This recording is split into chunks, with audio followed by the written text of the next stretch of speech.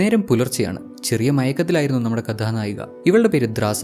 ഇപ്പോൾ ഒരു മിഷന്റെ ഭാഗമായിട്ട് പുറത്തു പറയാൻ പറ്റാത്തൊരു ലൊക്കേഷനിലാണ്. ഏതോ ഒരു മലയിൽ ചെറിയൊരു സ്ഥലത്ത്, വളരെ കുറച്ച് സ്ഥലത്ത് കഴിഞ്ഞ 10 ദിവസമായിട്ട് ഇങ്ങനെയൊക്കെ അഡ്ജസ്റ്റ് ചെയ്ത് ജീവിച്ചു പോകുന്നു. രാവിലെ എണീറ്റ് ദ്രാസ പല്ലൊക്കെ തേക്കുന്ന സമയത്ത് കുറേ ദൂരെയായിട്ട് ഒരു പ്ലെയിൻ ലാൻഡ് ചെയ്യുന്ന ശബ്ദം കേട്ടു. ഉടനടി അവൾ അലേർട്ടായി അവളുടെ സ്നൈപ്പർ എടുത്ത് ആ ഡയറക്ഷനിലേക്ക് പോയിന്റ് ചെയ്തു. ഫ്ലൈറ്റ് ലാൻഡ് ചെയ്ത് അവിടുന്ന് കുറേ ദൂരെ ഈ മലയിൽ നിന്ന് കൃത്യമായി എയിം ചെയ്ത് ഫ്ലൈറ്റിൽ വന്നിറങ്ങിയ വ്യക്തിയെ ഷൂട്ട് ചെയ്ത് കൊന്നു കളഞ്ഞു. ഇതായിരുന്നു ദ്രാസയ്ക്ക് കിട്ടിയ മിഷൻ. ആളൊരു സ്നൈപ്പറാണ്. ദ്രാസ ആരെയാണ് കൊന്നത്, ആരാണ് അവളെ ഈ മിഷൻ ഏൽപ്പിച്ചത്, ക്രിമിനലാണോ സോൾജിയറാണോ, അതൊന്നും നമുക്കിപ്പോൾ കാണിച്ചു തരുന്നില്ല. ആ ഒരു സീനോടെ കട്ടായാൽ അടുത്ത സീനിൽ നമുക്ക് കാണിച്ചു തരുന്നത് ഈ പുള്ളിക്കാരനാണ് നമ്മുടെ കഥാനായകൻ. ഇദ്ദേഹത്തെ നമുക്ക് ലെവി എന്ന് വിളിക്കാം. രവി അല്ല, ലെവി. കറക്റ്റായിട്ട് ലീവായി എന്ന് വിളിക്കാൻ പറ്റുമെങ്കിൽ വിളിച്ചോ. ഇവനും ഒരു സ്നൈപ്പറാണ്. ഒരുപാട് മിഷൻസ് ഒക്കെ ഏറ്റെടുത്ത് ഒരുപാട് ആളുകളെ കൊന്നിട്ടുണ്ട്. ഇപ്പോൾ അതിന്റെ ഒരു ട്രോമയിലാണ് ആൾ ജീവിക്കുന്നതെന്ന് പറയേണ്ടി വരും. പാതിരാത്രി സമയം എന്തൊക്കെയോ ഓർത്ത് ഞെട്ടി എണീറ്റ് വല്ലാത്തൊരു അവസ്ഥയിലായി പുള്ളിക്കാരൻ നേരെ ഒരു ബീച്ചിൽ പോയി ഇങ്ങനെ കുത്തിയിരിക്കുന്നത് കണ്ടില്ലേ. സംഭവം ആളുടെ പാസ്റ്റ്, ആൾ ചെയ്തിട്ടുള്ള കാര്യങ്ങൾ ആളെ ഹോണ്ട് ചെയ്യുന്നുണ്ട്. നേരം പുലരുന്നതുവരെ അവിടെ അങ്ങനെ കുത്തിയിരുന്നു. ആളുടെ ഡയറിയിൽ എന്തൊക്കെയോ ഇങ്ങനെ കുറിക്കുന്നത് കാണാം. കുറച്ചുകൂടെ കഴിഞ്ഞപ്പോൾ ക്യാമ്പ് പെൻഡിൽഡണിൽ ഇന്ന് റിപ്പോർട്ട് ചെയ്തിരിക്കണമെന്ന് ഇവന്റെ ഫോണിൽ മെസ്സേജ് വന്നു. അവർ തന്നെ വന്ന് പിക്ക് ചെയ്തോളൂ. റിപ്പോർട്ട് ചെയ്യാതിരിക്കാൻ പറ്റത്തില്ല.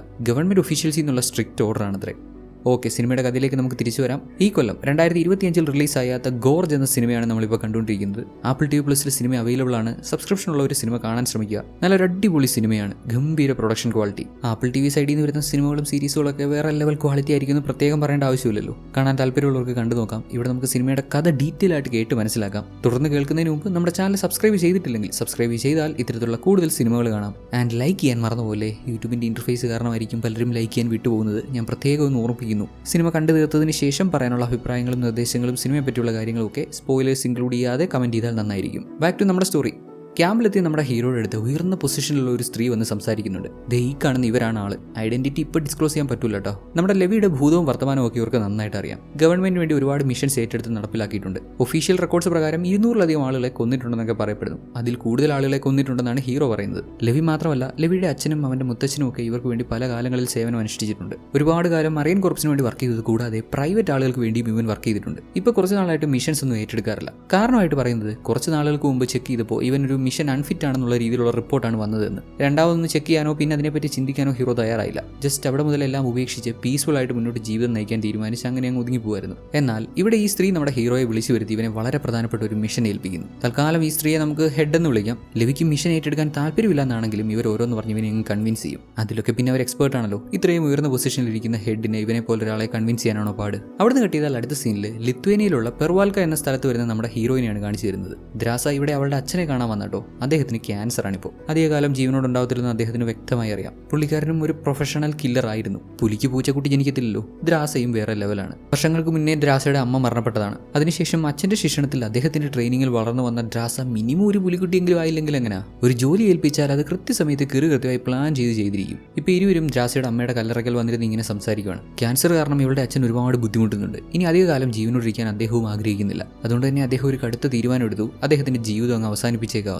ഓരോ നിമിഷവും നരകിച്ച് ജീവിക്കുന്നതിനേക്കാളും നല്ലത് നേരത്തെ മുൻകൂട്ടി പ്ലാൻ ചെയ്ത് ജീവിതം അവസാനിപ്പിക്കുന്നതാണെന്ന് തീരുമാനിച്ചു. ഈ വരുന്ന ഫെബ്രുവരി 14 അദ്ദേഹത്തിന്റെ ജീവിതം അവസാനിപ്പിക്കും. ആ സമയം ദ്രാസ ഇവിടെ ഉണ്ടാവത്തില്ല. അവൾക്ക് പുതിയ മിഷൻ കിട്ടിയിട്ടുണ്ട്. സ്വന്തം അച്ഛൻ ജീവിതം അവസാനിപ്പിക്കുമെന്ന് പറയുമ്പോഴും അത് മനസ്സിലാക്കാനുള്ള പക്വതയും ബോധവും ഒക്കെ അവൾക്കുണ്ട്. വീക്കായിട്ടുള്ള പേഴ്സൺ ഒന്നുമല്ല ഇവളുടെ അച്ഛൻ. അദ്ദേഹം വളരെ സ്ട്രോങ് ആണ്. അദ്ദേഹം ഇങ്ങനെ ഒരു തീരുമാനം എടുത്തിട്ടുണ്ടെങ്കിൽ അത് അത്ര കണ്ട് ആലോചിച്ചിട്ടാണെന്ന് ദ്രാസയ്ക്ക് മനസ്സിലാക്കാം. അവിടുന്ന് കിട്ടിയതാൽ സെപ്റ്റംബർ മാസം നമ്മുടെ ഹീറോ ലെവിയെ പുതിയ മിഷന് വേണ്ടി ആ പ്രത്യേക സ്ഥലത്തേക്ക് കൊണ്ടുവരികയാണ്. ഒരു പ്രത്യേക സ്ഥലത്തുള്ള ഗോർജിലാണ് ഇവന് ഡ്യൂട്ടി. ഇങ്ങനെ ഒരു സ്ഥലം ഇവിടെ ഉണ്ടെന്നുള്ള കാര്യം പോലും പലർക്കും അറിയില്ല. അതീവ രഹസ്യമായി ഗവൺമെന്റ് കീപ്പ് ചെയ്യുന്ന ഒരു സ്ഥലമാണിത്. ഇവിടുത്തെ രഹസ്യങ്ങളെ പറ്റി ഈവൻ നമ്മുടെ ഹീറോയ്ക്ക് പോലും പറഞ്ഞു കൊടുത്തിട്ടില്ല. കറക്റ്റ് ലൊക്കേഷനെ പറ്റി പോലും ഒരു ധാരണ കൊടുക്കുന്നില്ല. പ്ലെയിനിൽ ഈ സ്ഥലത്ത് കൊണ്ടുവന്ന് ഡ്രോപ്പ് ചെയ്യും. ഹീറോയും പാരഷൂട്ട് യൂസ് ചെയ്ത് കറക്റ്റ് ആയിട്ട് അവിടെ ലാൻഡ് ചെയ്യും. ഇവിടെ ലാൻഡ് ചെയ്തതിന് ശേഷം ആവശ്യമായിട്ടുള്ള ഇൻഫർമേഷൻ ഒക്കെ കിട്ടുമെന്നാണ് ഇവനെ അറിയിച്ചിരുന്നത്. നിലത്തിറങ്ങി കഴിഞ്ഞ് ആദ്യം 1-2 ദിവസത്തേക്ക് നമ്മുടെ ഹീറോ ഗോർജുള്ള ലൊക്കേഷനിലേക്ക് നടന്നും മലയൊക്കെ വലിഞ്ഞു കയറിയും അങ്ങനെയൊക്കെ പോകേണ്ടി വരുന്നുണ്ട്. ഇത്തിരിയേറെ ബുദ്ധിമുട്ട് പിടിച്ച യാത്രയായിരുന്നു. രാത്രി സമയത്തൊക്കെ കാട്ടിലൊക്കെ കിടന്നുറങ്ങി പകൽ പരമാവധി ട്രാവൽ ചെയ്ത് മലയും കുന്നും ഒക്കെ വലിഞ്ഞു കയറി അങ്ങനെ ഗോർജുള്ള അവിടെ എത്തി. ലെവിക്ക് മുമ്പ് ഈ ഗോർജിൽ വർക്ക് ചെയ്ത വ്യക്തിയാണ് ഇദ്ദേഹം. പേര് JD. അദ്ദേഹത്തിന്റെ ഡ്യൂട്ടി അവസാനിക്കാറായി. ഏതാണ്ട് കഴിഞ്ഞ 1 വർഷമായിട്ട് പുള്ളിക്കാരൻ ഇവിടെയാണ് ജോലി ചെയ്യുന്നത്. ഇനിയിപ്പോൾ നമ്മുടെ ലെവിക്ക് ഗോർജിനെ പറ്റിയുള്ള കാര്യങ്ങളൊക്കെ പറഞ്ഞു കൊടുത്തു കഴിഞ്ഞ് ഇദ്ദേഹം ഇവിടുന്ന് തിരികെ പോകും. ഇദ്ദേഹത്തിന്റെ ഡ്യൂട്ടി അവസാനിച്ചു. ഹലോ, ഇത്രയും നാൾ ഞാൻ ചെയ്ത ജോലി ഇനി ചെയ്യേണ്ടത് നീയാണ്. അവർ നിനക്ക് എന്തൊക്കെ ഇൻഫർമേഷൻ തന്നിട്ടുണ്ട്? അത് ആക്ച്വലി കാര്യമായിട്ടൊന്നും പറഞ്ഞിട്ടില്ല. ഇപ്പം നമ്മൾ നിൽക്കുന്നത് ഇത് ഏത് രാജ്യത്താണെന്ന് പോലും പറഞ്ഞിട്ടില്ല. സ്വാഭാവികം. കഴിഞ്ഞ 1 വർഷമായിട്ട് ഞാൻ ഇവിടെ ജോലി ചെയ്യുന്നു. ഇത് ഏത് രാജ്യമാണെന്ന് ഇതുവരെ എനിക്ക് മനസ്സിലാക്കാൻ പറ്റിയിട്ടില്ല. ഏതായാലും വാ, എനിക്കറിയാവുന്ന കാര്യങ്ങളൊക്കെ ഞാൻ പറഞ്ഞുതരാം. ഈ കാണുന്ന ഈ ഒരു ടവർ കണ്ടില്ലേ? അടുത്ത 365 ദിവസത്തേക്ക് ഇതാണ് നിന്റെ ഹോം. West tower. അപ്പുറത്ത് ഈസ്റ്റ് ടവർ വേറെ ഉണ്ട്, അത് നമ്മുടെ കൺട്രോളല്ല. നമ്മുടെ രാജ്യം ഇവിടേക്ക് ആളെ നിയമിക്കും, ഈസ്റ്റിലുള്ള രാജ്യം അപ്പുറത്ത് ആളെ നിയമിക്കും. ഈസ്റ്റും വെസ്റ്റും തമ്മിൽ അങ്ങനെ കോൺടാക്ട് ഒന്നും ഉണ്ടാവാൻ പാടില്ല. നിനക്ക് ആവശ്യമുള്ള എല്ലാ കാര്യങ്ങളും ഇവിടെ ഉണ്ട്. സോളാർ പവറിൽ റൺ ആയിക്കോളും, ബാക്കപ്പ് ജനറേറ്റർ ഉണ്ട്, റെയിൻ സിസ്റ്റം വരെ ഉണ്ട്. പിന്നെ സമയം പോകാൻ ഇവിടെ ഒരു ഗാർഡൻ ഉണ്ട്, ചെടികളൊക്കെ പരിപാലിച്ചോണം. പിന്നെ ഇവിടെ ആവശ്യത്തിന് വെപ്പൺസ് ഉണ്ട്, എല്ലാത്തിന്റെയും ആമൊക്കെ കറക്റ്റ് ആയിട്ട് ലോഡ് ചെയ്ത് കീപ്പ് ചെയ്തോണം. ഗോർജിന്റെ ഇരു സൈഡുകളിലായിട്ടും ഓരോ കിലോമീറ്റർ ഇടവിട്ട് ക്ലോക്കേഴ്സ് സ്ഥാപിച്ചിട്ടുണ്ട്. ഇതിന് മുകളിലൂടെയൊക്കെ പാസ് ചെയ്യുന്ന സ്പൈ സാറ്റലൈറ്റുകളിലേക്ക് ഫോൾ സിഗ്നൽ അയച്ച് ഇവിടെ ഇങ്ങനെ ഒരു ഗോർജുള്ള കാര്യം പുറത്തറിയിക്കാതെ കീപ്പ് ചെയ്യുന്നത് ഈ ക്ലോക്കേഴ്സ് ആണ്. ആൻഡ് വെരി വെരി ഇമ്പോർട്ടൻ്റ്ലി എല്ലാ 30 ദിവസം കൂടുമ്പോഴും റേഡിയോ ചെക്ക് ഉണ്ടാവും. പ്രോപ്പറായിട്ട് അതിന് റെസ്പോണ്ട് ചെയ്തിരിക്കണം. റേഡിയോ ചെക്ക് അല്ലാതെ പുറത്തേക്ക് കോൺടാക്ട് ചെയ്യാൻ യാതൊരു വഴിയുമില്ല. എന്തെങ്കിലും അത്യാവശ്യം ഉണ്ടാവുകയാണെങ്കിൽ ഇവിടെ ഒരു പാനിക് ബട്ടൺ ഉണ്ട്, അത് യൂസ് ചെയ്യാം. എന്തെങ്കിലും കാരണത്താൽ ഇവിടുത്തെ ക്ലോക്കേഴ്സ് ഫെയിൽ ആയാൽ സ്ട്രേ ഡോഗ് പ്രോട്ടോകോൾ ആക്ടിവേറ്റ് ആവും. അതെന്താ സ്ട്രേ ഡോഗ് പ്രോട്ടോകോൾ? അതിനെപ്പറ്റി എനിക്ക് വലിയ ധാരണയൊന്നുമില്ല. എന്തെങ്കിലും മോശമായിട്ട് പറ്റിയ വലിയൊരു സൈറൻ കേൾക്കാൻ പറ്റും. അങ്ങനെയാണെങ്കിൽ ഉയരം കൈപ്പിടിച്ച് എങ്ങോട്ടെങ്കിലുമൊക്കെ ഓടി രക്ഷപ്പെട്ടോണം. നോക്ക്, ഇത് അത്യാവശ്യം പഴക്കമുള്ള ഒരു സ്ഥലമാണ്. സെക്കൻഡ് വേൾഡ് വാർ ടൈം മുതലേ ഇതൊക്കെ ഇവിടെ ഉണ്ട്. അന്ന് മുതലേ ഈസ്റ്റും വെസ്റ്റും ആയിട്ടുള്ള എഗ്രിമെന്റിന്റെ പുറത്താണ് ഇത് മുന്നോട്ട് പോകുന്നത്. ഒരു വർഷമാണ് ഓരോരുത്തർക്ക് ഡ്യൂട്ടി കൊടുക്കുന്നത്. ഇന്നിപ്പോൾ എന്റെ ഡ്യൂട്ടി അവസാനിക്കും. ഇനി അടുത്ത 365 ദിവസത്തേക്ക് നീയാണ് ഇവിടെ കാവൽ നിൽക്കേണ്ടത്. അപ്പുറത്ത് ഈസ്റ്റേൺ സൈഡ് കൺട്രോൾ ചെയ്യുന്നത് സോവിയറ്റ് യൂണിയൻ കഴിഞ്ഞ് ഇങ്ങോട്ട് വന്നിട്ടുള്ള അവരുടെ ആളുകളാണ്. നമ്മുടെ ഈ സൈഡ് മാനേജ് ചെയ്യുന്നത് US ആണ്. ബട്ട് ഇതൊരു ടോപ്പ് സീക്രട്ട് ആയതുകൊണ്ട് തന്നെ ഇപ്പോൾ കറന്റ് റഷ്യ ഭരിക്കുന്നവർക്കോ US ഭരിക്കുന്നവർക്കോ ഒന്നും ഇതിനെപ്പറ്റി യാതൊരു ധാരണയുമില്ല. സെക്കൻഡ് വേൾഡ് വാർ ടൈം മുതലേ കുറച്ച് ഒഫീഷ്യൽസ് മാത്രമാണ് ഇതെല്ലാം മാനേജ് ചെയ്യുന്നത്. അന്ന് മുതലേ രഹസ്യമായി കീപ്പ് ചെയ്യപ്പെടുന്നു. ഒരിക്കൽ പോലും ഇരു സൈഡിലുള്ള ഗവൺമെന്റുകൾക്ക്, എസ്പെഷ്യലി അവിടെയുള്ള പൊളിറ്റീഷ്യൻസിന് ഈ ഗോർജിനെ പറ്റിയുള്ള ഇൻഫർമേഷൻസ് കൊടുത്തിട്ടില്ല. ഞാൻ പറയുന്നതിന്റെ സീരിയസ്നെസ് മനസ്സിലാവുന്നില്ലേ? അത്രത്തോളം സീക്രട്ട് ആണ് ഈ മിഷൻ. ഇതെല്ലാം കേൾക്കുന്ന നമ്മുടെ ഹീറോ ഇത്രയൊക്കെ രഹസ്യമായിട്ട് ഇത് കീപ്പ് ചെയ്യണമെന്നുണ്ടെങ്കിൽ എന്താണ് ഈ ഗോർജിന് താഴെയുള്ളത് എന്ന് ചോദിക്കുന്നുണ്ട്. ആ ഗോർജിൽ some kind of weird creatures ഉണ്ട്. അതിനെ JD ഹോളോമാൻ എന്നാണ് പറയുന്നത്. ഹോളോമാൻ പുറത്തു വരരുത്, ഗോർജി ഇന്ന് മുകളിൽ കയറി വരരുത്. അത് എന്ത് തരത്തിലുള്ള ക്രീച്ചേഴ്സ് ആണ്, എങ്ങനെയാണ് അത് അവിടെ വന്നതെന്നുള്ള കാര്യമൊന്നും വ്യക്തമല്ല. എന്തൊക്കെ സംഭവിച്ചാലും ആ ക്രീച്ചേഴ്സ് പുറത്തു വരാൻ പാടില്ല. അതുകൊണ്ട് തന്നെ അത്യാധുനിക വെപ്പൺസ്, ബോംബുകൾ എക്സ്പ്ലോഡ് ആവാനുള്ള സെൻസേഴ്സ് തുടങ്ങിയിട്ടുള്ള ഒരുപാട് കാര്യങ്ങൾ രണ്ട് സൈഡിലുമായിട്ട് കണക്ട് ചെയ്ത് വെച്ചിട്ടുണ്ട്. ഒരുപാട് വർഷങ്ങൾക്ക് മുമ്പ്, അതായത് 1940-കളിൽ 2400ഓളം ആളുകളെ ഗോർജിലേക്ക് അയച്ചിരുന്നു. ഗോർജിലുള്ള ഹോളോമാൻ ഇവർ വിളിക്കുന്ന ക്രീച്ചേഴ്സിനെ ഇല്ലാണ്ടാക്കുക അല്ലെങ്കിൽ നശിപ്പിക്കുക എന്നുള്ളതായിരുന്നു അവരുടെ ഉദ്ദേശം. എന്നാൽ ഗോർജിലേക്ക് പോയ 2400 ആളുകളിൽ ഒരൊറ്റ മനുഷ്യൻ പോലും തിരിച്ചു വന്നില്ല. അതിനുശേഷമാണ് ഈസ്റ്റും വെസ്റ്റും കൂടെ ചേർന്ന് ആലോചിച്ച് ഇങ്ങനെ ഒരു സ്ട്രാറ്റജി നടപ്പിലാക്കുന്നത്. രണ്ട് സൈഡുകളിലായിട്ട് ഇതുപോലെ 2 ടവേഴ്സ് പണിത് അത്യാധുനിക വെപ്പൺസ് യൂസ് ചെയ്ത് ഗോർജിലുള്ള ഹോളോമാൻ ഒരിക്കലും പുറത്തു വരരുതെന്നുള്ള ഉദ്ദേശത്തിൽ അത്രത്തോളം സെക്യൂരിറ്റി വർദ്ധിപ്പിച്ചു. കൂടാതെ ഇതിനൊക്കെ കൺട്രോൾ ചെയ്യാനായിട്ട് 2 സൈഡിലും ഓരോരുത്തരെ നിയമിക്കും. ഇരു സൈഡിലും ഒന്നിലധികം ആളുകളെ നിയമിക്കാത്തത് ഇത് അത്ര സീക്രട്ട് ആയിട്ടുള്ള ഒരു മിഷൻ ആയതുകൊണ്ടാണ്. ഇതെല്ലാം കേട്ടിട്ട് നമ്മുടെ ഹീറോ, അല്ല നിങ്ങൾക്ക് എങ്ങനെ ഇതിനെപ്പറ്റിയൊക്കെ അറിയാം എന്ന് JDയോട് ചോദിക്കുമ്പോൾ, JDക്ക് മുമ്പ് ഇവിടെ കാവൽ നിന്ന വ്യക്തി അദ്ദേഹത്തിന് പറഞ്ഞു കൊടുത്താണെന്നാണ് അദ്ദേഹം പറയുന്നത്. ഇനിയിപ്പോൾ നമ്മുടെ ലെവിയുടെ ഡ്യൂട്ടി ടൈം കഴിയുമ്പോൾ, 1 വർഷം കഴിയുമ്പോൾ ഇവന് ശേഷം ഇവിടെ കാവൽ നിൽക്കാൻ വരുന്ന വ്യക്തിക്ക് ഇവൻ ഈ കാര്യങ്ങളൊക്കെ പറഞ്ഞു കൊടുക്കണം. ഇതെല്ലാം കൂടെ കേട്ടിട്ട് എന്ത് തോന്നുന്നു? ഒരുമാതിരി നരകത്തിന് കാവൽ നിൽക്കേണ്ട അവസ്ഥയല്ലേ ലെവി? സംഭവം എക്സാക്ട്ലി താഴെ എന്താണുള്ളതെന്ന് അറിയത്തില്ല. എന്തായാലും അത്രത്തോളം അപകടം വിതയ്ക്കാൻ പറ്റുന്ന എന്തോ ആണെന്നുള്ള കാര്യം വ്യക്തമാണ്. ഏതായാലും ഏൽപ്പിച്ച ജോലി ഭംഗിയായിട്ട് ചെയ്യുക എന്നുള്ളതാണ് ലെവിയെ സംബന്ധിച്ചിടത്തോളം ഇപ്പോൾ പ്രധാനം. അങ്ങനെ നമ്മുടെ ലെവി ചാർജ് എടുത്തു. JD ഡ്യൂട്ടി അവസാനിപ്പിച്ച് തിരികെ പോകുന്നു. ഇനി അങ്ങോട്ട് ഒറ്റയ്ക്ക് ഒരുപാട് കാര്യങ്ങൾ ലെവിക്ക് ചെയ്യാനുണ്ട്. അടുത്ത 1 വർഷത്തേക്ക് കഴിക്കാൻ ആവശ്യമായിട്ടുള്ള ഫുഡ് ഐറ്റംസ് എല്ലാം സ്റ്റോർഡ് ആണ്. എന്തെങ്കിലും രോഗം വരുവാണെങ്കിൽ അതിനുള്ള മരുന്നുകളൊക്കെ ഉണ്ട്. എല്ലാ കാര്യങ്ങളും ഭംഗിയായി കൃത്യമായി നിർവഹിച്ചാൽ വലിയ കുഴപ്പമൊന്നുമില്ല. അത് 1 വർഷം തട്ടിമുട്ടി മുന്നോട്ട് പോകാം. നമ്മുടെ ലെവി ഒരു പ്രൊഫഷണൽ കവിതാകൃത്താണ് എന്ന് പറയാൻ പറ്റില്ലെങ്കിലും പുള്ളിക്കാരൻ അത്യാവശ്യം നന്നായിട്ട് കവിതകളൊക്കെ എഴുതാറുണ്ട്. അവന്റെ കവിതകളെ പറ്റി അവന് വലിയ മതിപ്പില്ലെങ്കിലും അത്യാവശ്യം നന്നായിട്ട് പുള്ളിക്കാരൻ എഴുതാറുണ്ട്. ആദ്യത്തെ ദിവസം എല്ലാ കാര്യങ്ങളും അറേഞ്ച് ചെയ്തു, ഭക്ഷണമൊക്കെ കഴിച്ചു, എന്തൊക്കെയോ കവിതകൾ ചെറുതായിട്ട് കുത്തിക്കുറിക്കുന്നുണ്ട്. ദെൻ കിടന്നുറങ്ങി. ശേഷം അടുത്ത ദിവസം ഇവിടെ നമ്മുടെ JD ഡ്യൂട്ടി അവസാനിപ്പിച്ച് തിരിച്ചു പോകാനായിട്ട് ചെല്ലുകയാണ്. ആ ഗോർജിന്റെ അവിടുന്ന് കുറേ ദൂരം നടന്ന് നീങ്ങി ഇപ്പറ വന്നു കഴിഞ്ഞിട്ടാണ് ഇവനെ പിക്ക് ചെയ്യാനുള്ള ഹെലികോപ്റ്റർ വരുന്നത്. കോപ്റ്ററിൽ നിന്ന് റോപ്പ് ഇട്ട് കൊടുത്തു. JD തന്റെ ശരീരം കോപ്റ്ററിൽ കണക്ട് ചെയ്ത് അങ്ങനെ അവനെ മുകളിലേക്ക് വലിച്ചെടുക്കുകയാണ്. JDയെ കോപ്റ്ററിലേക്ക് കയറ്റുന്നതിന് മുന്നേ തന്നെ JDയുടെ ഐഡന്റിറ്റി കൺഫേം ചെയ്യാൻ അവർ ആവശ്യപ്പെട്ടു. JDയും ഭയങ്കര സന്തോഷത്തിൽ അവന്റെ പേരും ഡീറ്റെയിൽസ് ഒക്കെ പറഞ്ഞു. 1 വർഷത്തിന് ശേഷം വീട്ടിലേക്ക് തിരികെ പോകല്ലേ, അതിന്റെ സന്തോഷത്തിലാണ് ആള്. എന്നാൽ അൺഫോർച്ചുനേറ്റ്ലി അവന്റെ സന്തോഷം അധിക നേരം നീണ്ടു നിന്നില്ല. കാരണം ഹെലികോപ്റ്ററിലുള്ളവൻ ഗൺ എടുത്ത് നമ്മുടെ JDയെ ഷൂട്ട് ചെയ്ത് കൊന്നു കളഞ്ഞേ. ദെൻ ആ റോപ്പ് കട്ട് ചെയ്ത് അവന്റെ ശരീരം താഴേക്ക് ഇട്ടു. 1 വർഷം ഈ രഹസ്യം കീപ്പ് ചെയ്യാനായിട്ട് ഇവിടെ വർക്ക് ചെയ്തവനാണ്. അവന്റെ ഡ്യൂട്ടിയൊക്കെ ഭംഗിയായി നിർവഹിച്ച് സന്തോഷത്തോടെ തിരികെ വീട്ടിൽ ചെല്ലാമെന്ന് കരുതിയപ്പോൾ ജോലി ഏൽപ്പിച്ചവർ തന്നെ അവനെ കൊന്നുകളയുന്നു. ഇവിടുത്തെ രഹസ്യമായിരിക്കണമല്ലോ. അപ്പൊ ചുരുക്കി പറഞ്ഞാൽ ഇതൊരു സൂയിസൈഡ് മിഷനാണ്. നമ്മുടെ ഹീറോയും ഇതിൽ പെട്ടുപോയി. ദെൻ ഒക്ടോബർ മാസം. ഇപ്പൊ നമ്മുടെ ഹീറോയ്ക്ക് ഗോർജിലെ ജീവിതം പതിവായിട്ടുണ്ടല്ലോ. സ്ഥിരമായി എല്ലാ ദിവസവും ചെയ്യേണ്ട കാര്യങ്ങളൊക്കെ പ്രോപ്പറായിട്ട് ചെയ്ത് അങ്ങനെ മുന്നോട്ട് പോവാണ്. 30 ദിവസം കൂടുമ്പോഴുണ്ടാകുന്ന റേഡിയോ ചെക്കിൽ ഗോർജിലെ ആദ്യത്തെ 1 മാസത്തിലെ കാര്യങ്ങളൊക്കെ ഇവൻ പറഞ്ഞു കൊടുത്തു. ഇവിടുന്ന് പുറത്തേക്ക് ആകെ പോയി കമ്മ്യൂണിക്കേറ്റ് ചെയ്യാനുള്ള ഒരേ ഒരു മാർഗ്ഗം ഈ റേഡിയോ ചെക്ക് മാത്രമാണ്. അതിലൂടെ നമ്മുടെ ഹീറോയ്ക്ക് അപ്പുറത്തുള്ളവർ ചോദിക്കുന്ന ചോദ്യങ്ങൾക്ക് ഉത്തരം കൊടുക്കാൻ മാത്രമേ പറ്റുള്ളൂ. ഇവൻ എന്തെങ്കിലും കൂടുതൽ ഇൻഫർമേഷൻ വേണമെങ്കിൽ കൂടുതൽ കാര്യങ്ങൾ ചോദിച്ചാൽ അവരതിന് റെസ്പോണ്ട് ചെയ്യത്തില്ല. ശരിക്കും പറഞ്ഞാൽ വല്ലാത്തൊരു ജോലി തന്നെ. ഒരാളോടും സംസാരിക്കാനില്ലാതെ എത്ര ഇൻട്രോവേർട്ട് ആണെന്ന് പറഞ്ഞു കഴിഞ്ഞാലും എങ്ങനെ ഇവിടെയൊക്കെ പിടിച്ചു നിൽക്കും? ഭയങ്കര ബുദ്ധിമുട്ടായിരിക്കും. നമുക്ക് വേണ്ടപ്പെട്ടവരോട് ഒരു ദിവസം പോലും സംസാരിക്കാതിരിക്കാൻ പറ്റൂല. അപ്പോഴാണ് ഇവനൊക്കെ ഇങ്ങനെ. അങ്ങനെ ഇരിക്കെ ഈ ടവറിൽ പുസ്തകങ്ങളൊക്കെ കീപ്പ് ചെയ്തിരിക്കുന്ന ഷെൽഫിന് പുറകിലായിട്ട് ഇതിനു മുമ്പ് ഇവിടെ ജോലി ചെയ്തിട്ടുള്ള ആളുകൾ ഓരോ കോഡ്സ് ഒക്കെ ഇങ്ങനെ എഴുതി വെച്ചിരിക്കുന്നത് കാണാം. നമ്മുടെ ലെവിയും ആ ഒരു ഷെൽഫ് മാറ്റി ഓരോരുത്തർ എഴുതി വെച്ചിരിക്കുന്ന കോഡ്സ് ഒക്കെ വായിച്ചു നോക്കുന്നു. 1947 ആദ്യമായിട്ട് ഇവിടെ ഒരാളെ ജോലിക്ക് നിയമിക്കുന്നത്. അദ്ദേഹമാണ് ഇദ്ദേഹം, ക്യാപ്റ്റൻ ബ്രാഡ്ഫോർഡ് ഷോ. ഇദ്ദേഹത്തിന് ശേഷം ഒരുപാട് ആളുകൾ ഇവിടെ ജോലി ചെയ്തിട്ടുണ്ട്. അതിലിപ്പോൾ ആരും ജീവനോടെ ഉണ്ടാവാനുള്ള സാധ്യതയില്ല. ജോലി ഏൽപ്പിച്ചവർ തന്നെ ഇവരെ ഇല്ലാണ്ടാക്കുമല്ലേ. അങ്ങനെ ഇരിക്കും ഒരു ദിവസം നമ്മുടെ ഹീറോയ്ക്ക് അപ്പുറത്തുള്ള ടവറിൽ നിന്ന്, അതായത് ഈസ്റ്റ് ടവറിൽ നിന്ന് തടിയൊക്കെ കട്ട് ചെയ്യുന്നതിന്റെ ശബ്ദം കേൾക്കാൻ പറ്റുന്നുണ്ട്. പുള്ളിക്കാരൻ അവിടെ എന്താ സംഭവിക്കുന്നതെന്ന് അറിയാൻ സ്കോപ്പ് ചെയ്ത് അങ്ങോട്ട് നോക്കി. ദേ അവിടെയുണ്ട് നമ്മുടെ ഹീറോയിൻ ദ്രാസ. അവൾ അവിടെ എന്തോ ആവശ്യത്തിന് വേണ്ടി തടിയൊക്കെ കട്ട് ചെയ്തുകൊണ്ടിരിക്കുകയാണ്. ഇവൻ ഇവിടുന്ന് സ്കോപ്പ് ചെയ്ത് അങ്ങോട്ട് നോക്കിയപ്പോൾ അത്രയും ദൂരെ ആയിരുന്നിട്ടും പുള്ളിക്കാരിക്ക് അത് മനസ്സിലാവുന്ന പോലെ അവൾ ജസ്റ്റ് ഇങ്ങനെ ഒന്ന് തിരിഞ്ഞു നോക്കുന്നുണ്ട്. അല്ല ഇതെങ്ങനെ സെൻസ് ചെയ്യാൻ പറ്റി? ഇത്രയും ദൂരെ നിന്ന് ഒരാൾ നോക്കുമ്പോൾ ഇങ്ങനെയൊക്കെ കണ്ടുപിടിക്കാൻ പറ്റുമോ? രണ്ടാളും പ്രൊഫഷണൽ സ്നൈപ്പേഴ്സ് ആണ് എന്ന് വെച്ച് ഇങ്ങനെയൊക്കെ സെൻസ് ചെയ്യാൻ പറ്റുമോ? അന്ന് രാത്രി ഇടി വിട്ടുന്ന ശബ്ദം കേട്ട് പെട്ടെന്ന് നമ്മുടെ ഹീറോ പേടിച്ച് ഞെട്ടി എണീറ്റു. അവന് കുറച്ച് ട്രോമ ഇഷ്യൂസ് ഒക്കെ ഉണ്ടെന്ന് പറഞ്ഞിരുന്നല്ലോ. രാത്രി വെപ്രാളപ്പെട്ട് ചാടി എണീറ്റ് ഗണ്ണൊക്കെ പിടിച്ച് ഇങ്ങനെ നിൽക്കുമ്പോൾ ഇവന്റെ കാലിൽ ഒരുമാതിരി വല്ലാത്ത പെരുപ്പ്, വല്ലാത്തൊരു വേദന. എന്ത് പറ്റിയെന്ന് വെച്ചാൽ വെപ്രാളപ്പെട്ട് ചാടി എണീറ്റപ്പോൾ സൈഡിലിരുന്ന ഒരു ഗ്ലാസ് താഴെ വീണ് പൊട്ടി ആ കുപ്പിച്ചില്ലിലോട്ടാണ് പുള്ളി ചവിട്ടിയത്. കാല് കുറഞ്ഞ് ചില്ല് കുറച്ച് അകത്ത് കയറിയിട്ടുണ്ട്. പതിയെ അവിടെ ഇരുന്ന് ചില്ലൊക്കെ റിമൂവ് ചെയ്ത് മരുന്ന് വെച്ചുകൊണ്ടിരിക്കുന്ന സമയത്ത് ജസ്റ്റ് ഔട്ട് ഓഫ് ക്യൂരിയോസിറ്റി അപ്പുറത്തെ ടവറിലേക്ക് ഒന്നുകൂടെ ഒന്ന് സ്കോപ്പ് ചെയ്ത് നോക്കും. ദേ കണ്ടില്ലേ ദ്രാസ അവിടെ നിന്ന് ഇങ്ങോട്ട് നോക്കിയിരിക്കുന്നു. ഇവൻ നോക്കുന്നുണ്ടെന്ന് മനസ്സിലായതും പുള്ളിക്കാരി അവിടെ കത്തിച്ചു വെച്ചിരുന്ന മെഴുകുതിരികൾക്ക് എടുത്തുന്നത് കാണാം. ഇതെങ്ങനെ ഇവൾക്ക് സെൻസ് ചെയ്യാൻ പറ്റുന്നു എന്നുള്ളത് വലിയൊരു ചോദ്യമാണ്. ഒന്നാമതേ രാത്രി അതിൻ്റെ കൂടെ ശക്തമായി മഴയും പെയ്യുന്നുണ്ട്. ഇതിനിടയിൽ ഇവനിങ്ങനെ സ്കോപ്പ് ചെയ്ത് നോക്കിയതൊക്കെ എങ്ങനെ പുള്ളിക്കാരിക്ക് മനസ്സിലാക്കാൻ പറ്റുന്നു? പ്രൊഫഷണൽ സ്നൈപ്പർ അല്ലേ, പുള്ളിക്കാരിക്ക് ഇങ്ങനെ ഒരു എബിലിറ്റി ഉണ്ടെന്ന് നമുക്കങ്ങ് വിചാരിക്കാം. ദെൻ നവംബർ മാസം ഈസ്റ്റ് സൈഡിലെ ടവറിൽ നമ്മുടെ ദ്രാസ ഒരു കേക്കിന് മുകളിൽ മെഴുതിരിയൊക്കെ കത്തിച്ച് വെച്ച് ഒറ്റയ്ക്ക് ഒരു സെലിബ്രേഷനിലാണ്. ഇന്ന് പുള്ളിക്കാരുടെ ബർത്ത്ഡേ ആണ്. കൂടെ സെലിബ്രേറ്റ് ചെയ്യാൻ ആരുമില്ലല്ലോ, വിഷ് ചെയ്യാനും ആരുമില്ല. ഇങ്ങനൊരു ജോലി ആയിപ്പോലെ. അതുകൊണ്ട് പറ്റുന്ന പോലെ ഇവള് തന്നെ അങ്ങ് സെലിബ്രേറ്റ് ചെയ്യുന്നു. ഈസ്റ്റ് വെസ്റ്റ് ടവേഴ്സിലുള്ളവർ പരസ്പരം കോൺടാക്ട് ചെയ്യരുത് എന്നൊക്കെയാണെങ്കിലും ഇന്നത്തെ ദിവസം ഈ നിയമം നമ്മുടെ ഹീറോയിൻ അങ്ങ് തെറ്റിക്കുന്നുണ്ട്. സ്കോപ്പ് ചെയ്ത് ഹീറോയിൻ നോക്കിയപ്പോൾ അവൻ അപ്പുറത്തെ സൈഡിലിരുന്ന് അവന്റെ ഡയറിയിൽ എന്തൊക്കെയോ ഇങ്ങനെ എഴുതുവാണ്. ഇവളുടനെ അത്യാവശ്യം വലിയൊരു ബുക്ക്ലെറ്റിൽ വാട്ട് ഈസ് യുവർ നെയിം എന്ന് എഴുതിക്കൊണ്ട് വന്നിട്ട് അവിടെ നിന്ന് ഗൺ ഫയർ ചെയ്തു. വെടിവെച്ച് കേട്ട് ഹീറോ സ്കോപ്പ് ചെയ്ത് നോക്കിയപ്പോൾ ഇവളിങ്ങനെ എഴുതി ചോദിക്കുന്നത് കണ്ടു. അതിന് ഇവന്റെ മറുപടി നമ്മൾ പരസ്പരം കോൺടാക്ട് ചെയ്യാൻ പാടില്ലാത്തവരാണ് എന്നാണ്. ഉടൻ അവൾ എന്റെ പേര് ദ്രാസ, ഇന്ന് എന്റെ ബർത്ത്ഡേ ആണ്, അതുകൊണ്ട് ഇന്ന് എനിക്ക് ഞാൻ ഇഷ്ടമുള്ളത് ചെയ്യും എന്ന്. ഹീറോയ്ക്ക് അതങ്ങ് ഇഷ്ടപ്പെട്ടു. ബോർഡിൽ ഇവന്റെ പേര് എഴുതി കാണിച്ചു. അതേപോലെ അവളുടെ ബർത്ത്ഡേക്ക് വേണ്ടി ഒരു ഗ്ലാസ് റേസ് ചെയ്യാന്ന് പറഞ്ഞ് ഇരുവരും രണ്ട് സൈഡിൽ നിന്ന് ഇങ്ങനെ ഗ്ലാസ് ഒക്കെ റേസ് ചെയ്യുന്നുണ്ട്.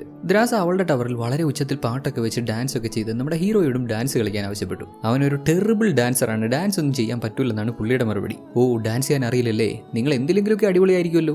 ഏത് കാര്യം ചെയ്യുമ്പോഴാണ് നിങ്ങൾ അടിപൊളി എന്ന് ഹീറോയോട് ചോദിച്ചപ്പോൾ അവൻ പറയുന്നത് ഷൂട്ട് ചെയ്യാനാണെന്നാണ്. പ്രൊഫഷണൽ സ്നൈപ്പർ അല്ലേ, അതവന്റെ ജോലിയാണ്, അതിലവൻ പെർഫെക്റ്റ് ആണെന്ന്. എങ്കിൽ പിന്നെ അപ്പുറത്തെ സൈഡിൽ നിന്ന് ഇപ്പുറത്ത് വെച്ചിരിക്കുന്ന കുപ്പിയിലോട്ടൊന്ന് ഷൂട്ട് ചെയ്തേന്ന് അവള്. അയ്യോ അതൊന്നും വേണ്ടെന്ന് പറഞ്ഞ് ഹീറോ അവിടുന്ന് മാറിപ്പോയപ്പോൾ ഹീറോയുടെ സൈഡിലുണ്ടായിരുന്ന ഒരു കുപ്പിയിലേക്ക് നമ്മുടെ ഹീറോയിൻ ഷൂട്ട് ചെയ്യുന്നുണ്ട്. തുടർന്ന് ഇവരും കണ്ണെടുത്ത് അങ്ങോട്ട് ഷൂട്ട് ചെയ്ത് കുപ്പി പൊട്ടിച്ച് അവന്റെ കഴിവ് തെളിയിച്ചു. അവളത് കൈയടിച്ച് അപ്രീഷിയേറ്റ് ചെയ്തത് കൂടാതെ അവളുടെ തലയിൽ ഒരു കുപ്പി എടുത്ത് വെച്ച് അതും ഷൂട്ട് ചെയ്യാൻ ആവശ്യപ്പെടുന്ന സമയത്ത് പെട്ടെന്ന് താഴെ എന്തോ ഒരു മൂവ്മെന്റ് പുള്ളിക്കാരി ശ്രദ്ധിക്കുന്നുണ്ട്. ഇരുവരും താഴേക്ക് നോക്കിയപ്പോൾ കാണുന്ന കാഴ്ച ഇതാണ്. ഗോർജിൽ ഇത്തരത്തിലുള്ള കുറേ വിയേർഡ് ക്രീച്ചേഴ്സ് ആണുള്ളത്. അവർ മുകളിലേക്ക് വരാതിരിക്കാനായിട്ട് സൈഡിലൊക്കെ സ്ഥാപിച്ചിരിക്കുന്ന ബോംബ് കുറച്ച് പൊട്ടുന്നുണ്ടെങ്കിലും പിന്നെയും കുറേ ക്രീച്ചേഴ്സ് മുകളിലേക്ക് കയറി വരുന്നുണ്ട്. തുടർന്ന് മുകളിലേക്ക് വരുന്ന ഈ ഹോളോമാനെ ഈ ക്രീച്ചേഴ്സിനെ ഷൂട്ട് ചെയ്ത് കൊല്ലുകയാണ് ഹീറോയിനും. ഇവരെ ഷൂട്ട് ചെയ്യുന്നത് കൂടാതെ അവിടെ ഓൾറെഡി സെറ്റ് ചെയ്ത് വെച്ചിരുന്ന ബോംബുകളൊക്കെ ബ്ലാസ്റ്റ് ആവുന്നുണ്ട്. ഓട്ടോമാറ്റിക് ഗൺസിൽ നിന്ന് ഫയർ ചെയ്യപ്പെട്ട് ഒരുപാട് ക്രീച്ചേഴ്സ് കൊല്ലപ്പെടുന്നുണ്ട്. സ്റ്റിൽ ഒത്തിരി ക്രീച്ചേഴ്സ് മുകളിലേക്ക് കയറി വന്നുകൊണ്ടിരിക്കുകയാണ്. വെസ്റ്റ് സൈഡിലേക്ക് കയറി ചെന്ന ക്രീച്ചേഴ്സിനൊക്കെ അപ്പുറത്തുനിന്ന് ഹീറോയിനും അതേപോലെ തന്നെ ഈസ്റ്റ് സൈഡിലേക്ക് കയറി ചെന്ന ക്രീച്ചേഴ്സിനൊക്കെ ഇപ്പുറത്തുനിന്ന് നമ്മുടെ ഹീറോയും ഷൂട്ട് ചെയ്ത് വീഴുന്നുണ്ട്. ഇരുവരും പരസ്പരം അങ്ങോട്ടും ഇങ്ങോട്ടും സഹായിച്ച ഒരു വിധത്തിൽ തൽക്കാലം ഈ അപകടത്തിൽ നിന്ന് രക്ഷപ്പെട്ടു. മുകളിലേക്ക് കയറി വന്ന ക്രീച്ചേഴ്സിനൊക്കെ ഷൂട്ട് ചെയ്ത് വീഴ്ത്താൻ സാധിച്ചു. എന്നാൽ ഇതിനിടെ ഉണ്ടായ എക്സ്പ്ലോഷനിൽ നമ്മുടെ ദ്രാസയ്ക്ക് സാരമായി പരിക്കേറ്റ് അവൾ വീണു പോകുന്നുണ്ട്. ശരീരം മുറിഞ്ഞിട്ടും അവളെ കൊണ്ട് പറ്റുന്ന പോലെ ഫൈറ്റ് ചെയ്തു. കൃത്യമായി ഹീറോ ഹെൽപ്പ് ചെയ്തതുകൊണ്ട് ഇത്തവണ വലിയ പ്രശ്നങ്ങളൊന്നും ഇല്ലാതെ അവസാനിച്ചു. ദെൻ പുള്ളിക്കാരി ആവശ്യമായ മരുന്നൊക്കെ വെച്ച് കഴിഞ്ഞ് ഇതാണ് തന്റെ ബെസ്റ്റ് ബർത്ത്ഡേ എന്നിങ്ങനെ എഴുതി കാണിക്കും. ദെൻ അതിനൊക്കെ ശേഷം അടുത്ത ദിവസം നമ്മുടെ ഹീറോ ഗോർജിൽ അവിടേക്ക് ഇറങ്ങി കഴിഞ്ഞ ദിവസം എക്സ്പ്ലോഷൻ ഉണ്ടായി പൊട്ടി തകർന്നു പോയ ബോംബുകളൊക്കെ മാറ്റി പുതിയ ബോംബുകളൊക്കെ അവിടെ സെറ്റ് ചെയ്യുന്നുണ്ട്. ഇനിയും താഴെ നിന്ന് ക്രീച്ചേഴ്സ് കയറി വരുവാണെന്നുണ്ടെങ്കിൽ ഇത് ബ്ലാസ്റ്റായി അവർ നശിക്കണ്ടേ. ആവശ്യത്തിന് ബുള്ളറ്റുകളും ബോംബുകളും ഒക്കെ ഇവരുടെ ടവറിലുണ്ട്. അതെല്ലാം ആവശ്യാനുസരണം ഇങ്ങനെ സെറ്റ് ചെയ്ത് കൊടുക്കണം. ഇങ്ങനെയൊക്കെ സെറ്റ് ചെയ്തുകൊണ്ടിരിക്കുന്ന സമയത്ത് ഒരു ഡ്രോൺ അവിടെ വന്ന് നമ്മുടെ ഹീറോ ഇങ്ങനെ ചെയ്യുന്ന കാര്യങ്ങളൊക്കെ ജസ്റ്റ് ഒന്ന് വീക്ഷിച്ചിട്ട് അവിടെ നിന്ന് മാറി പോകുന്നുണ്ട്. ഇത് ആര് കൺട്രോൾ ചെയ്യുന്ന ഡ്രോൺ ആണെന്നുള്ള കാര്യമൊന്നും അറിയില്ല. ഒരുപക്ഷെ ഇവനെ ഇങ്ങോട്ട് അയച്ചവർ ഇവനെ വീക്ഷിക്കുന്നതാവാം. ദ്രാസയും ഇതെല്ലാം കാണുന്നുണ്ട്. അവിടുന്ന് കെട്ടിയതാൽ ഡിസംബർ മാസം ക്രിസ്മസ് ടൈമായി. ക്രിസ്മസിന് നമ്മുടെ ഹീറോ ഇവിടെ ഇങ്ങനെ ഒരു ചെറിയ സെറ്റപ്പ് ഒക്കെ റെഡിയാക്കുന്നുണ്ട്. അവിടെയുള്ള ബൾബുകളെല്ലാം ഇങ്ങനെ ട്രീക്ക് ചുറ്റും സെറ്റ് ചെയ്ത് പറ്റുന്ന രീതിയിൽ ഇങ്ങനെ ഒരു ചെറിയ സെറ്റപ്പ്. ഇരുവരും അങ്ങോട്ടും ഇങ്ങോട്ടൊക്കെ വിഷ് ചെയ്തു. സ്നോ ഉപയോഗിച്ച് നമ്മുടെ ലെവി ദ്രാസയെയും ദ്രാസ ലെവിയെയും ഒക്കെ അവരവരുടെ സ്ഥലങ്ങളിൽ ഉണ്ടാക്കി വെക്കുന്നുണ്ട്. അങ്ങോട്ടും ഇങ്ങോട്ടും വോക്കലി അടുത്ത് കണ്ട് സംസാരിക്കാൻ പറ്റില്ലെങ്കിലും ഇങ്ങനെയൊക്കെ കമ്മ്യൂണിക്കേറ്റ് ചെയ്ത് ഹാപ്പി ആയിട്ട് അവർ മുന്നോട്ട് പോകുന്നു. അടുത്തില്ലെങ്കിലും ഇരുവരും അത്യാവശ്യം അടുത്ത് പോയി. ലോങ് ഡിസ്റ്റൻസ് എന്ന് തന്നെ പറയാം. ദെൻ ഫെബ്രുവരി മാസം ഒരു ദിവസം രാത്രി നമ്മുടെ ഹീറോ ഞെട്ടി എണീറ്റു. അവന്റെ ട്രോമാസ് ഒക്കെ കാരണം ഇത്തരത്തിലുള്ള പ്രശ്നങ്ങൾ അവന് ഇടയ്ക്കിടെ ഉണ്ടാവാറുണ്ടല്ലോ. എന്നിട്ട് നേരെ ഓപ്പോസിറ്റ് ടവറിലേക്ക് നോക്കി കൈ ഇങ്ങനെ ഗ്ലാസ്സിൽ വെച്ച് ഇങ്ങനെ നിൽക്കുന്നുണ്ട്. ചില സമയങ്ങളിലൊക്കെ ലൈഫിൽ പെട്ടെന്ന് ഒറ്റപ്പെട്ടു പോകുന്നൊരു ഫീൽ തോന്നാറില്ലേ. പെട്ടെന്ന് ദ്രാസ ഇവനങ്ങ് മിസ് ചെയ്തു. അവൾ അടുത്തുണ്ടായിരുന്നെങ്കിൽ ഇവന് തോന്നിപ്പോയൊരു നിമിഷം. അവൾക്കും അത് മനസ്സിലാവുന്നുണ്ട്. അതിനോ നമ്മളിൽ കുറച്ച് പേർക്കെങ്കിലും ഈ ഫീൽ എന്താണെന്ന് എക്സാക്ട്ലി മനസ്സിലാക്കാൻ പറ്റും. ഡിസ്റ്റൻസ് കൊണ്ട് ഒരുപാട് ദൂരത്താണെങ്കിലും മനസ്സുകൊണ്ട് ഇരുവരും ഒരുപാട് അടുത്തു എന്ന് പറയേണ്ടി വരും. ദ്രാസയ്ക്ക് വേണ്ടി അവളെ മനസ്സിലോർത്ത് ഇവൻ കവിതയൊക്കെ എഴുതുന്നുണ്ട്. ഫെബ്രുവരി 14 തീയതി നമ്മുടെ ദ്രാസ ഒരു സാഡ് സോങ് ഒക്കെ പ്ലേ ചെയ്ത് അവളുടെ അച്ഛന്റെ ഫോട്ടോയിൽ നോക്കി ഇങ്ങനെ വിഷമിച്ചിരിക്കുന്നുണ്ട്. കാരണം അവളുടെ അച്ഛൻ നേരത്തെ പറഞ്ഞിരുന്നല്ലോ ഫെബ്രുവരി 14 തീയതി വാലന്റൈൻസ് ഡേയിൽ അദ്ദേഹത്തിന്റെ ജീവിതം അവസാനിപ്പിക്കുമെന്ന്. നാട്ടിൽ അത് സംഭവിച്ചിട്ടുണ്ട്. അദ്ദേഹം പ്ലാൻ ചെയ്ത പോലെ അദ്ദേഹത്തിന്റെ ജീവിതം അദ്ദേഹം അവസാനിപ്പിച്ചിട്ടുണ്ട്. ആ വിഷമത്തിലിരിക്കുന്ന ദ്രാസയോട് എന്ത് പറ്റിയെന്ന് നമ്മുടെ ഹീറോ ചോദിച്ചപ്പോൾ ഇന്ന് എനിക്കൊരു വളരെ മോശം ദിവസമായിരുന്നു, നീ എന്നോടൊപ്പം ഇവിടെ ഉണ്ടായിരുന്നെങ്കിൽ ഞാൻ ആഗ്രഹിച്ചു പോകുന്നു എന്ന് അവൾ ഇങ്ങനെ എഴുതി കാണിക്കും. ഹീറോയ്ക്ക് അതൊരുമാതിരി അങ്ങ് വല്ലാണ്ട് ഫീൽ ചെയ്തു. ഭയങ്കര വല്ലാത്തൊരു മിസ്സിംഗ് ആണ്. പറയുന്നത്. നമ്മുടെ ഫേവറേറ്റ് പേഴ്സൺ നമ്മളിൽ നിന്ന് അത്യാവശ്യം ഡിസ്റ്റൻസിലാണെങ്കിൽ, ലോങ് ഡിസ്റ്റൻസിലൊക്കെ ആണെങ്കിലും പ്രോപ്പറായിട്ട് അവരുമായിട്ട് കമ്മ്യൂണിക്കേറ്റ് ചെയ്യാൻ പറ്റുന്നുണ്ടെങ്കിലും ചില സമയങ്ങളിൽ അവരെ മിസ് ചെയ്യുന്നതിന് കയ്യും കണക്കുണ്ടാകത്തില്ല. എന്ത് പണ്ടാരം ചെയ്തിട്ടാണെങ്കിലും അങ്ങോട്ടൊന്ന് എത്തിയാൽ മതി, അവിടെ നിന്ന് പോയാൽ മതി എന്നുള്ളൊരു ഫീൽ വരും. ലെവിക്കും ഇതേ ഫീൽ അടിച്ചിട്ട് പുള്ളിക്കാരൻ അവിടെ ഉണ്ടായിരുന്ന ഒരു മിസൈലിലെ എക്സ്പ്ലോസീവ്സ് ഒക്കെ എടുത്ത് മാറ്റി അതിലൊരു വലിയ കേബിൾ കണക്ട് ചെയ്ത് ഇപ്പുറത്തെ സൈഡിൽ നിന്ന് അപ്പുറത്തെ സൈഡിലേക്ക് ആ മിസൈൽ അയച്ചു. ലെവി ഇവിടുന്ന് അങ്ങോട്ട് ചെല്ലുകയാണെന്ന് മനസ്സിലാക്കിയ ദ്രാസയും ഓടിച്ചെന്ന് അവിടെ കാര്യങ്ങളൊക്കെ അറേഞ്ച് ചെയ്തു. കേബിൾ കറക്റ്റായിട്ട് പ്രോപ്പറായിട്ട് ടൈ ചെയ്തു. അങ്ങനെ അവൾക്ക് കൊടുക്കാൻ കുറച്ച് പൂവൊക്കെ കളക്ട് ചെയ്ത് പുള്ളിക്കാരൻ കേബിൾ വഴി നേരെ അപ്പുറത്തേക്ക് പോകുന്നു. ഏതാണ്ട് ഒരു പാതി മുക്കാൽ ഭാഗത്തോളം അത്യാവശ്യം സ്പീഡിൽ വരാൻ പറ്റിയെങ്കിലും പിന്നെ അങ്ങോട്ടുള്ള ഭാഗം ഇങ്ങനെ കൈകൊണ്ട് പിടിച്ച് കയറി ചെല്ലേണ്ടി വന്നു. രണ്ട് ടവറുകളും തമ്മിൽ അത്രത്തോളം ദൂരമുണ്ട്. ഇനീഷ്യലി പുഷ് ചെയ്യുന്ന ആ ഒരു ഫോഴ്സിൽ അങ്ങ് വരെ പോകാൻ പറ്റത്തില്ല. ഏതായാലും ഇപ്പുറത്തെത്തി ദ്രാസയ്ക്ക് പൂവൊക്കെ കൊടുത്തു. അവളാണെങ്കിൽ ഇവൻ വരുന്നത് അറിഞ്ഞ് ഇവന് വേണ്ടി റാബിറ്റ് പൈ ഒക്കെ റെഡിയാക്കുന്നുണ്ടായിരുന്നു. പിന്നെ അപ്പുറത്തുനിന്ന് ഇപ്പുറത്ത് വന്നത് ഈ ഗോർജ് ക്രോസ് ചെയ്തായതുകൊണ്ട് നമ്മുടെ ഹീറോ ഒരുമാതിരി വല്ലാത്ത സ്മെല്ലായിരുന്നു. കാരണം താഴെയുള്ള ക്രീച്ചേഴ്സിന്റെ ഒക്കെ ഒരുമാതിരി വൃത്തികെട്ട സ്മെല്ല് അടിച്ച് കയറി ഇവന്റെ ശരീരം കൂടെ അങ്ങ് നാറി. അതുകൊണ്ട് ആദ്യം കുളിക്കാൻ പറഞ്ഞു വിട്ടു. ഇവനും നേരെ പോയി കുളിക്കുന്നു. ആ സമയത്ത് ഇവന്റെ തുണി ബാത്റൂമിന്റെ തൊട്ട് പുറത്തിട്ടിരുന്ന തുണി എടുത്ത് ഇവൾ കുറച്ച് അപ്പുറത്തായിട്ട് മാറ്റിയിടും. കുളിച്ചിട്ടിറങ്ങി നമ്മുടെ ഹീറോയ്ക്ക് നാണം വന്നു. ദ്രാസ ഇവിടെ ഇല്ലല്ലോ, ഓടിപ്പോയി തുണി എടുത്തേക്കെന്ന് കരുതി ഓടി പോകുന്നുണ്ടെങ്കിലും അവിടെ ഒരു ക്യാമറ ഉണ്ടായിരുന്നു. പുള്ളിക്കാരി എല്ലാം കണ്ടു. വാട്ടവർ. ശേഷം ഇരുവരും നേരത്തെ ചെയ്തിട്ടുള്ള മിഷൻസിനെ പറ്റിയൊക്കെ സംസാരിക്കുന്നുണ്ട്. അത്യാവശ്യം ലോങ് ഡിസ്റ്റൻസിൽ നിന്ന് ഏതാണ്ട് 3 കിലോമീറ്റർ അപ്പുറത്തു നിന്നൊക്കെ കൃത്യമായി നമ്മുടെ ഹീറോ സ്നൈപ്പ് ചെയ്തിട്ടുണ്ടെന്ന് അവൻ പറയുന്നുണ്ട്. ഓ 3 കിലോമീറ്ററോ? സത്യം പറ, ലാസ്റ്റ് ഇയർ മെയ്യിലെ യമനിലെ ആ ഒരു ഷോട്ട് എടുത്തത് നിങ്ങളല്ലേ? അത്രയും ദൂരെ നിന്ന് കൃത്യമായി ഷൂട്ട് ചെയ്യണമെങ്കിൽ നിങ്ങളെ പോലെ ഒരാളായിരിക്കണം. നിങ്ങൾ തന്നെയല്ലേ അത്?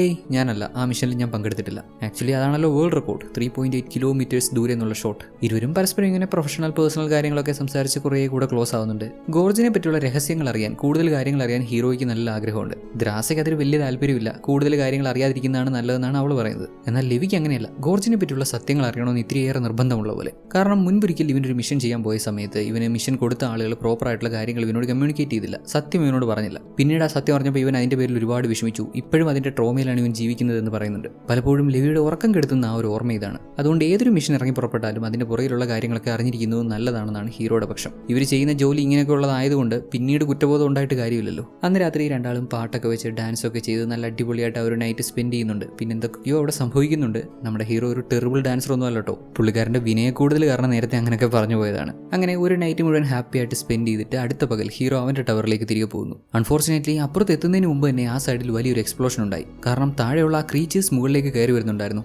എക്സ്പ്ലോഷനിൽ ഹീറോയ്ക്ക് അപ്പുറത്തേക്ക് പോകാനുള്ള കേബിളും പൊട്ടി ഹീറോ താഴേക്ക് വീഴുന്നേ. ഇവൻ പാരഷൂട്ടൊക്കെ കണക്ട് ചെയ്തിരുന്നു. പാരഷൂട്ടൊക്കെ ഓപ്പൺ ചെയ്തെന്ന് പറഞ്ഞാലും വീണിരിക്കുന്നത് എങ്ങോട്ടാണ്? ഗോർജിലേക്ക്. അവിടെയുള്ള വിയേർഡ് ക്രീച്ചേഴ്സിന്റെ മുന്നിൽ പെട്ട് കഴിഞ്ഞാൽ പിന്നെ ജീവൻ തിരിച്ചു കിട്ടത്തില്ല. ഒരുപാട് വർഷങ്ങൾക്ക് മുന്നേ 2400 ആളുകൾ ആ ക്രീച്ചേഴ്സിനെ നേരിടാൻ പോയിട്ട് ഒരാൾ പോലും തിരിച്ചു വന്നില്ലല്ലോ. അങ്ങനെയുള്ളപ്പോഴാണ് ഒറ്റയ്ക്കൊരുത്തൻ പ്രോപ്പറായിട്ട് ആയുധങ്ങൾ പോലും ഇല്ലാതെ താഴേക്ക് വീണിരിക്കുന്നത്. ഇത് കണ്ടത് നമ്മുടെ ദ്രാസ രണ്ടും കൽപ്പിച്ച് അത്യാവശ്യം ആയുധങ്ങളും പാരഷൂട്ടും ഒക്കെ എടുത്ത് നേരെ താഴേക്ക് ചാടി. ലെവിയെ രക്ഷിക്കാൻ താഴേക്ക് ചാടിയ അവൾ നേരെ ഒരു പുഴയിലേക്കാണ് വീഴുന്നത്. അത്യാവശ്യം നല്ല ഒഴുക്കുള്ള ഒരു പുഴയിലേക്ക്. ഒരു വിധത്തിൽ കഷ്ടപ്പെട്ട് പുള്ളിക്കാരി ആ വെള്ളത്തിൽ നിന്ന് പിടിച്ച് കരയിൽ കയറി ഗണ്ണും എടുത്ത് എന്തിനും തയ്യാറായി നമ്മുടെ ലെവിയെ തേടി പോകുന്നു. അവനാവട്ടെ അവന്റെ പാരഷൂട്ടൊക്കെ ഇവിടെയുള്ള ഒരു മരത്തിൽ കുരുങ്ങി ദേ ഈ അവസ്ഥയിൽ ഇങ്ങനെ കിടക്കുകയാണ്. ദേ കാണാൻ പറ്റുന്നില്ലേ? വളരെ വിചിത്രമായ ജീവികളൊക്കെയാണ് ഗോർജിലുള്ളത്. നമ്മൾ ഇതുവരെ കണ്ടിട്ടില്ലാത്ത വളരെ വ്യത്യസ്തമായ മനുഷ്യനെ പോലും തിന്നുന്ന ജീവികളൊക്കെ. ഇവിടെ പ്ലാന്റ്സിന് പോലും ജീവനുണ്ടെന്ന് പറയാം. ദേ മരങ്ങൾ പോലും ചലിക്കുന്നുണ്ട്. ബോധം എന്ന ഹീറോ അവന്റെ തൊട്ടു മുന്നിൽ അവനെ ആക്രമിക്കാൻ വരുന്നൊരു മൃഗത്തെ കണ്ട് അതിന് നേരെ ഷൂട്ട് ചെയ്ത് ചരിഞ്ഞു തിരിഞ്ഞ് നേരെ താഴേക്ക് വീണു. നേരെ വീണതാവട്ടെ ഒരു മരത്തിന്റെ അണ്ണാക്കിലേക്ക്. അതായത് ഇതൊരു പ്ലാന്റ് ആണ്, അതിന്റെ വായിലേക്ക് വീണ്. അതിന്റെ അണ്ണാക്കിലാണെങ്കിൽ ഈ പശ പോലെ എന്തോ ഉണ്ടായിരുന്നു. ഇവൻ അങ്ങോട്ട് എഴുന്നേക്കാനും പറ്റുന്നില്ല. മൊത്തം ശരീരം മൊത്തം ഒട്ടിപ്പിടിച്ചിരിക്കുന്ന ഒരു അവസ്ഥ.